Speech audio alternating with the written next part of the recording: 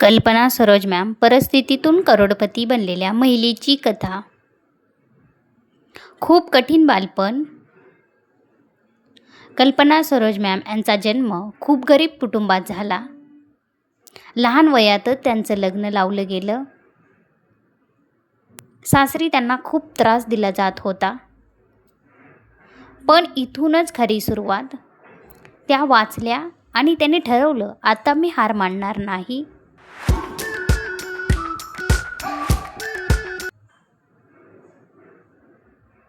छोट्या कामातून मोठं यश.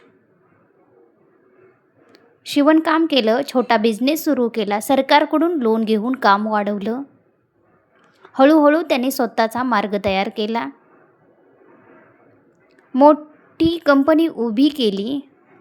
त्यांनी बंद पडलेली कंपनी उचलली. कामिनी ट्यूब्स कंपनीचं नाव. लोक म्हणत होते ही कंपनी चालणार नाही, पण त्यांनी ती पुन्हा उभी केली. आजचं यश. आज त्या करोडपती उद्योजिका आहेत. लोक त्यांना ओरिजिनल मिलिनियर म्हणतात. का आहे त्या रुबाबदार महिला? Sunshine, sunshine.